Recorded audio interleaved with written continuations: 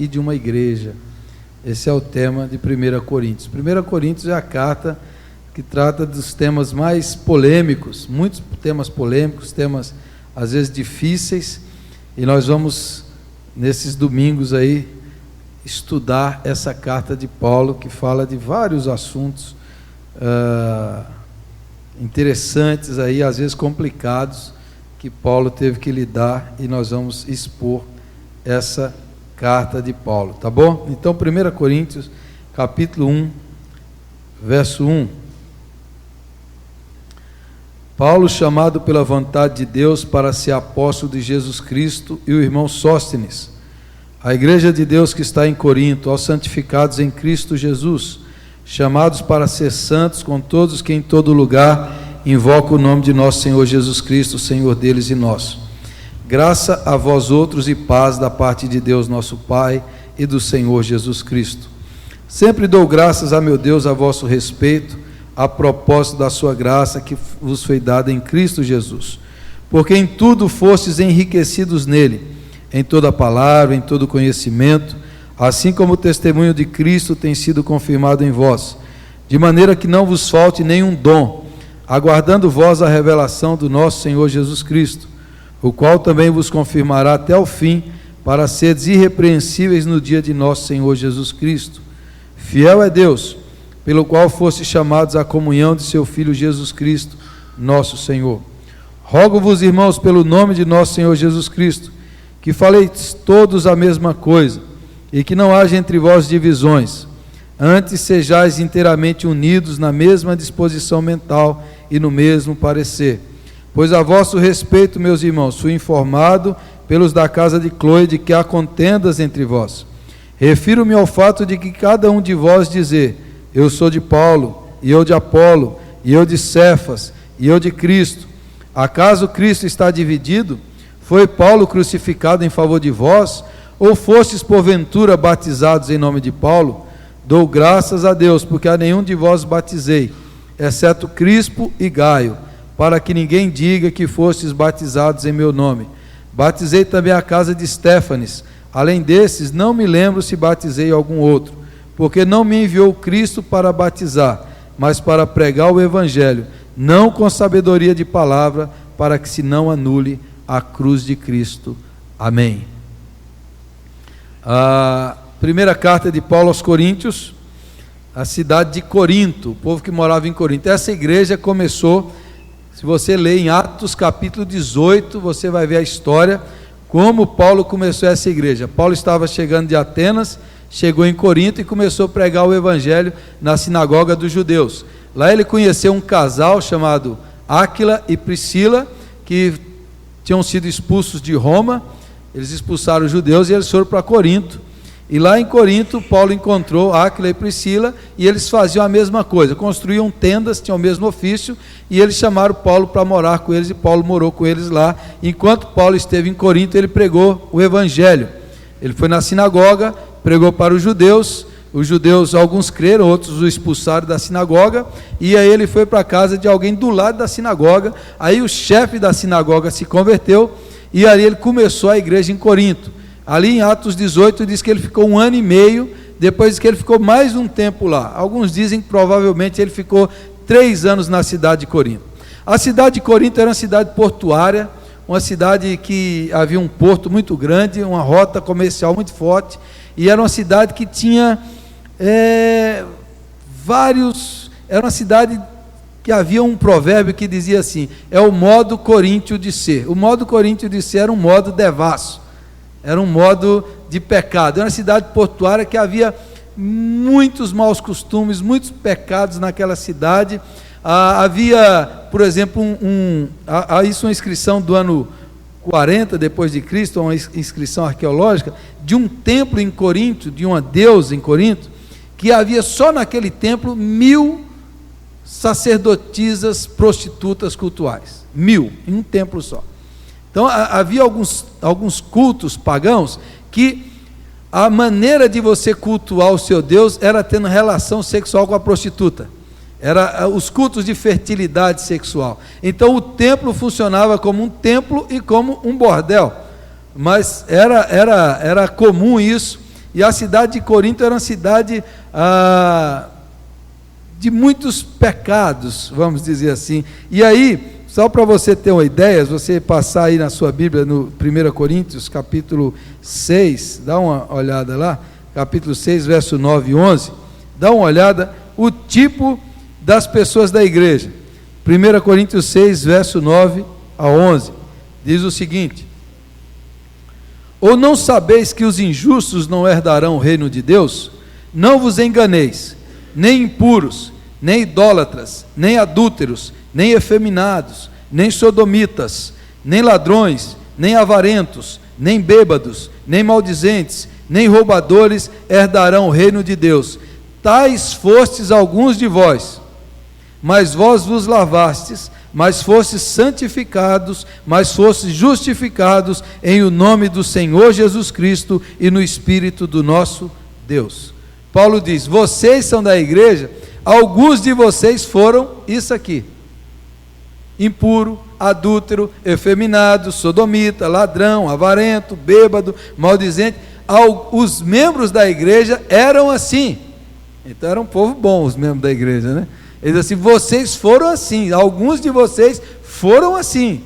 Então a igreja era constituída de pessoas convertidas, havia judeus convertidos e gentios que não judeus que se converteram, e eles, alguns deles eram desse estilo aqui, ladrões, e se converteram. Paulo pregou a igreja cristã, nasceu na cidade de Corinto, com esse tipo de gente que se converteu a Jesus.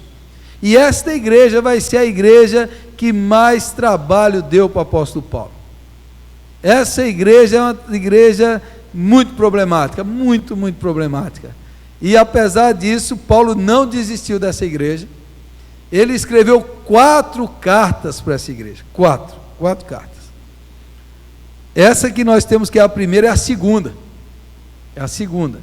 E a segunda que nós temos é a 4ª. E a primeira e a terceira se perderam, ou tem uma outra hipótese que domingo que vem eu explico essa outra hipótese, porque para explicar bem explicadinho eu tinha que ter projetado ali, eu não tive tempo. Mas para explicar essas 4 cartas que Paulo escreveu. Ele escreveu uma, não deu jeito, 2, não deu. Teve que ir lá pessoalmente, então tem muito problema. Por exemplo, essa primeira carta aqui de Coríntios, ele escreveu por quê? Alguns irmãos foram até Paulo e levou várias dúvidas da igreja, vários problemas. Apresentou para Paulo vários problemas que a igreja estava tendo, entre eles as divisões, problemas na Santa Ceia, o povo na ceia bebia, alguns ficavam embriagados, irmãos que estavam levando outro irmão para a justiça, causando escândalo, um cara que vivia com a madrasta como esposo, problemas em respeito ao casamento, sexo no casamento, problemas a respeito dos dons espirituais. A igreja lá tinha muitos dons e o culto era uma bagunça, e eles levam problemas de alguns que não acreditavam na ressurreição de Jesus. Havia várias questões, o lugar da mulher, o uso do véu, o lugar da mulher na igreja, o uso do véu das mulheres. Havia várias questões. Carnes, se eles podiam comer as carnes que eram sacrificadas aos ídolos. Eles tinham muitas dúvidas e o povo tinha muito problema. E daí Paulo escreveu a carta. Depois Paulo foi lá, uma visita que Paulo deu foi uma visita muito triste. Paulo saiu de lá muito triste, escreveu outra carta. Aí na última carta, parece que o povo já deu uma melhorada. Mas era uma igreja muito complicada. Então isso aqui até alivia, né? Teve quando eu era novo na fé, eu vi o pessoal falando assim, novo no pastorado. E eu vivia lá brigando com a igreja, lá que eu pastoreava, e o pessoal falava assim: não, a igreja tem a cara do pastor. Eu ficava bravo com isso, não tem não. Não tem não. Porque eu nunca acreditei nesse negócio que a igreja tem a cara do pastor. E aqui, você vê, a igreja de Corinto foi plantada, ensinada, discipulada pelo maior pastor, maior missionário, maior teólogo que a igreja já teve, foi o apóstolo Paulo. E essa igreja não tinha a cara dele. Não quer dizer que eu chego perto do Paulo, nem que a igreja é ruim, igual a de Corinto, mas significa que eu não concordo com essa expressão. Paulo foi um maior plantador, maior pregador, maior tudo, e a igreja era terrível. A igreja era terrível. Então isso não é verdade, e também mostra para nós que, o que mostra para nós, eu quero falar, que às vezes a igreja, ela é muito influenciada pela cidade, porque todos nós vivemos no ambiente, e a igreja de Corinto refletia a cultura da cidade de Corinto. Era uma cidade terrivelmente pecadora, e aquela igreja ainda carregava dentro de si os valores, os costumes, as culturas da cidade de Corinto, e a igreja era parecida. Se você ler, se você lembrar, quem estudou aqui comigo, as 7 cartas, as 7 igrejas do Apocalipse, todas as expressões que Jesus usa para aquela igreja, tem a ver com a cidade em que a igreja está, todas elas. A pior igreja lá de Laodiceia, que é uma igreja rica, abastada, que Jesus condena, é porque morava numa cidade extremamente orgulhosa, uma cidade rica, uma cidade que era um centro comercial, centro bancário, e a igreja era orgulhosa. Então tudo que Jesus fala daquela igreja tem a ver com a cidade. Então às vezes a igreja, em vez de influenciar a cidade, é a cidade que influencia a igreja. A cultura da cidade influencia a igreja, e a igreja, sempre onde ela está, ela tem que ser o agente de cura para as doenças morais e espirituais de uma cidade. E aqui Corinto não. Corinto, aquele povo foi para a igreja, mas ainda carregava em si hábitos, costumes, maneiras de ser da cidade de Corinto. E aí, o primeiro capítulo, que é o primeiro problema, que ele já vai falar e vai perpassar a carta inteira, são as divisões. Então, o primeiro problema, a primeira doença, as divisões da igreja. Paulo diz: olha, eles chegaram aqui e falaram que vocês estão divididos, que vocês têm contendas. No capítulo 1 você pode ver, vocês estão cheios de contendas, de separações. Fui informado a vosso respeito pela casa de Cloe, versículo 11, versículo 12, refiro-me ao fato de que cada um de vós dizer: eu sou de Paulo, e eu de Apolo, e eu de Cefas, e eu de Cristo. 4 partidos dentro da igreja. Paulo é ele plantou, então a igreja estava dividida. Uns diziam assim: não, eu sou do apóstolo Paulo. Outros diziam: Apolo não é um apóstolo, mas Apolo é um grande pregador. Quer dizer, vai ver em Atos que ele era um pregador eloquente. E alguns falaram assim: não, Paulo não prega tão bem, bom pregador é Apolo, eu sou é de Apolo. E tinha outros que falavam assim: não, nem Paulo nem Apolo, eu sou é daquele que Jesus andou com Jesus muito tempo, que é Pedro, que é o Cefas aí, né? Kefas, que é uma variação de Pedro. Eu sou de Cefas, eu sou de Pedro. E aí tinha um grupo que falava assim: ó, eu não sou nem de Apolo, nem de Paulo, nem de Pedro. E esse grupo, ele é problemático. Ele fala assim: eu sou de Cristo, eu não preciso de homem, eu não preciso de apóstolo, eu não preciso de alguém que me ensine, porque tinha os espirituais em Corinto, que Paulo chama os espirituais, são aqueles que diz que Deus revelava para eles tudo direto para eles. Eu não preciso de homens, eu não preciso nem de igreja, eu tenho uma ligação direta, eu sou acima de vocês. Eram os espirituais, ou Paulo chama os super espirituais, que diziam: eu sou de Cristo. Mas não é o de Cristo que Paulo vai falar que nós deveríamos ser, mas eles tinham uma atitude de superioridade, eles achavam que eles tinham uma ligação, Deus trazia revelação para eles, e eles não precisavam de apóstolos, não precisavam de ensinadores, de mestres, de pastores, porque eles se bastavam. Então eram 4 grupos, esse é o grupo de Cristo, não é o grupo que todos nós devemos ser. A atitude deles era uma atitude partidária, facciosa, orgulhosa, separatista do restante da igreja. Agora, da onde vem isso? Se você ler o capítulo 1 e 2, você vai ver, Paulo vai falar muito sobre sabedoria. Esse era um tema muito forte na cultura grega, o tema, é a nação da filosofia. E o que acontecia na Grécia? Na Grécia havia mestres de filosofia, professores de filosofia, oradores gregos, os sofistas, de onde vem a palavra sofisticado, são aqueles que usavam um monte de recursos de retórica, de oratória, que usavam uma capacidade de argumentação impressionante. E aí os gregos eram fascinados nesse negócio, eles eram fascinados, e aí os mestres, eles eram chamados de theoi antropoi, que são homens divinos, semideuses. Os líderes da escola de filosofia eram considerados homens divinos, semideuses. Eles eram apresentados assim, e o povo grego tinha o costume de seguir esses grupos. Então tinha várias escolas filosóficas, vários, e que tinham líderes carismáticos, bons oradores, que usavam a capacidade de retórica de maneira extraordinária, e na Grécia isso era muito forte. Então a cidade de Corinto era comum isso. Eu sou da escola filosófica desse, só citando alguns filósofos antigos, de Platão, eu sou de Aristóteles, eu sou de Sócrates, eu sou de Epicuro, eu sou desse. Cada um tinha um, e eles consideravam o líder um semideus.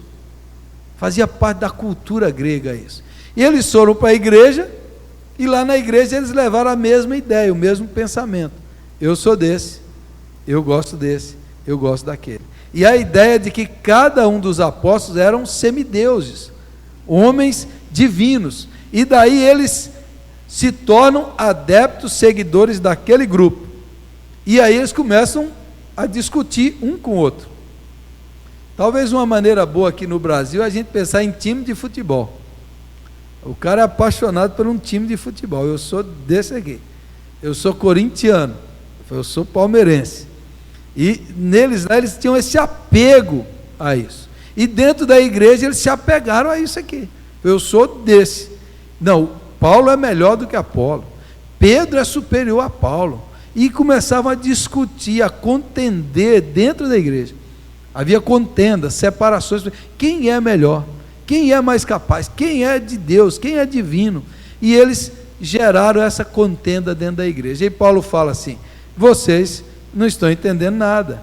Vocês foram chamados, ele diz em versículo 10, não deve haver divisões. Vocês têm que estar inteiramente unidos, na mesma disposição mental e no mesmo parecer. Aí ele diz, versículo 13, acaso Cristo está dividido? Foi Paulo crucificado em favor de vós? Ou fostes porventura batizados em nome de Paulo? Vocês têm que abandonar essa cultura, essa sabedoria humana, grega. A sabedoria de Deus é Cristo Jesus na cruz, que morreu por nós, é Cristo crucificado, que morreu por vocês. Ele é que morreu por vocês. Então essa cultura era forte na Grécia, o culto à personalidade. Aí se você chegar aqui no Brasil hoje, quase 2000 anos, você fala assim, não, mas no Brasil não tem essa cultura. Primeiro, o que são os santos da Igreja Católica? Homens semideuses, mediadores, intercessores. O apóstolo Paulo nunca é mediador, Pedro nunca negou isso. Quando Paulo fez um milagre lá em Atos 14, e aqueles pagãos vieram adorar Paulo, trouxe sacrifício, Paulo rasgou a roupa e falou, não me adore, eu sou homem igual a vocês, pega aqui, eu sou homem igual a vocês. Quando Pedro chegou na casa de Cornélio, Atos capítulo 10, Cornélio se ajoelhou diante de Pedro, levante-se, que eu sou homem igual a você. Essa cultura de divinizar o homem é um negócio antigo, de divinizar. Então essa tendência dos santos como mediadores, como homens divinos, homens isso, faz parte da cultura brasileira. Mas a cultura brasileira tem uma tradição assim messiânica, de coronel, de colocar aquele cara lá, falando, a solução do Brasil não é reforma de leis, é um homem, um Messias, né? Na década de 90 era o Fernando Collor, ele vai salvar o Brasil. É isso, é essa ideia de que tem um homem especial, esse cara é o cara, ele vai fazer isso, vai fazer aquilo, ele é o cara. E a cultura popular brasileira do coronelismo, o coronel que decide, ele que sabe, ele é o cara. Essa coisa de divinizar homens faz parte da cultura brasileira, de idolatrar homens e colocar homens especiais. Esse é especial, esse é diferente, esse deve ter até asa aí, quer ser um anjo. Aí você vai gerando essa coisa. Aí você pega nessa cultura brasileira esses pastores que criaram igrejas, fundaram a igreja dele, está no nome dele, é a igreja do fulano de tal, é a igreja desse, é a igreja daquele. Aí põe a foto dele lá grande, e aí o povo fala, esse cara é de Deus, ele é divino, a oração dele é forte, a minha é fraca, a dele é forte. E aí você vai criando essa cultura de divinização de homens. E no Brasil isso é muito forte. a cultura influenciando a pessoa. Não, o fulano lá, ele é divino. Eu não, eu não tenho acesso direto. Isso daqui é a mesma coisa. Eu sou da igreja do fulano, eu sou da igreja dele, eu sou da igreja dele, eu sou dele, eu sou discípulo desse, eu sou discípulo daquele. Paulo diz: fui eu que morri por vocês? Fui eu que morri na cruz? Vocês foram batizados em nome de quem? Vocês devem seguir a Jesus Cristo, que morreu e ressuscitou, e estarem unidos em torno de Cristo, não de homem nenhum, não de homem nenhum, de pessoa nenhuma. Vocês não devem se apegar a isso, pois somos fracos, somos vasos, Paulo diz, somos vasos de barro. Vocês devem se apegar à salvação na cruz de Jesus Cristo, e não nessas coisas mais. Então aquela igreja estava seguindo um costume da cultura da sua cidade. Hoje a gente tem que se libertar disso daí. Hoje, na nova aliança, todos nós somos sacerdotes de Deus em Cristo Jesus. Amém? Não existe homem de oração forte. Você sabia disso? Que não existe oração forte de homem nenhum? Só existe um Deus forte. Toda oração feita em nome de Jesus, com fé, ela é poderosa, porque é um Deus poderoso que ouve.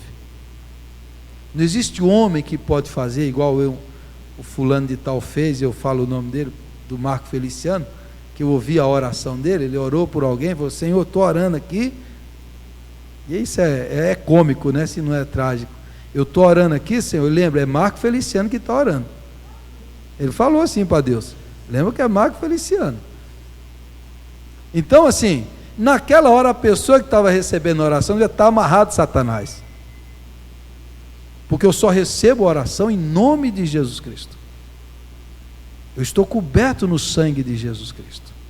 A doutrina de cobertura espiritual que as igrejas inventaram, que todo crente tem que estar debaixo da cobertura de um outro pastor. E aí eles oram: Senhor, eu estou debaixo da cobertura do pastor fulano de tal. Eu já ouvi isso, está cheio nas igrejas. Não, eu estou debaixo da cobertura do fulano de tal, porque eles ensinam que o diabo não vai te atacar, vai atacar quem é a sua cobertura. Aí você está protegido debaixo daquela cobertura. Eu estou debaixo da cobertura do apóstolo Valdemiro Chapéu de Couro. Eu estou debaixo da cobertura do Macedo. Eu estou debaixo da cobertura do outro. No Novo Testamento diz que os cristãos que creem estão debaixo da cobertura do sangue de Jesus. E que o diabo não nos toca, porque estamos protegidos no nome de Jesus. Essa é a cobertura de todo cristão, de todo crente. Nós não estamos debaixo de cobertura de homem nenhum. Estamos debaixo do sangue de Jesus Cristo. E a nossa oração vai até o trono da graça, porque nós oramos no nome dEle. Nós temos face a face com o Pai, pelo novo e vivo caminho, Hebreus 9, 25, pelo novo e vivo caminho aberto pelo sangue de Jesus, temos intrepidez para entrar no Santo dos Santos, porque o caminho foi aberto, o véu foi rasgado, e Cristo é o novo e vivo caminho, porque há um só mediador entre Deus e os homens, Jesus Cristo homem, porque dado entre os filhos dos homens não há nenhum outro nome pelo qual alguém pode ser salvo, senão o nome de Jesus Cristo. E a igreja deve ser unida em torno de Jesus, o nosso Senhor, o nosso Salvador. Então não importa de quem você é, se você tem Jesus Cristo como seu Senhor e Salvador, você é meu irmão. Amém? Você é meu irmão. Até essa turma que eu falei, se Jesus é o Senhor e Salvador deles, eles são nossos irmãos. Se eles creem em Jesus Cristo, eles podem ser dessas igrejas aí, mas são nossos irmãos. São nossos irmãos, e nós não somos melhores do que nenhum outro, não somos melhores, o nosso diferencial é esse, é que Jesus Cristo é o centro, nós pregamos o Evangelho de Jesus Cristo, e não doutrinas de homens, não regras humanas, mas o Evangelho puro e simples de Jesus Cristo, que é o poder de Deus para a salvação de todo aquele que nele crê. Amém? Quem nós seguimos? Jesus Cristo, o Senhor. Jesus, nós não somos de homens nenhum. Então vamos falar assim para você: você é da igreja do pastor Gelson? Não, eu sou da igreja do Senhor Jesus. Você não é da minha igreja, eu não sou dono de igreja nenhuma. Aqui em Botucatu tem muito esse costume: mas você é da igreja do fulano? Você está lá com fulano, que estou lá com lá, eu estou com Jesus. Estou lá com... Não, você não está comigo, você está com Jesus. Você está com Jesus, você adora Jesus. Você veio aqui por causa de Jesus. Jesus é o centro, Ele é o cabeça. E por causa dele nós nos reunimos. E a Ele seja a glória, hoje e para sempre. Amém? Hoje e para sempre. Não divinize, não creia, não siga homens, siga Jesus Cristo. E pelos homens, nós oramos por eles, para que Deus os mantenha fiéis à obediência de Jesus Cristo. Amém? Vamos orar? Vamos ficar em pé?